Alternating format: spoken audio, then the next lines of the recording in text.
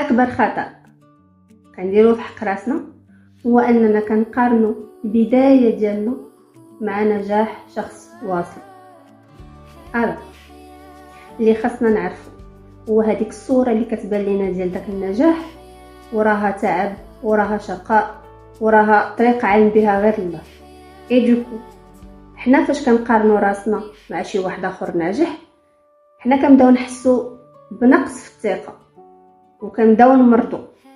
داكوغ دونك حاولي انتي تكوني نسخه ديال راسك ماشي ديال اون اوتر بيرسون اللي ديجا وصلت.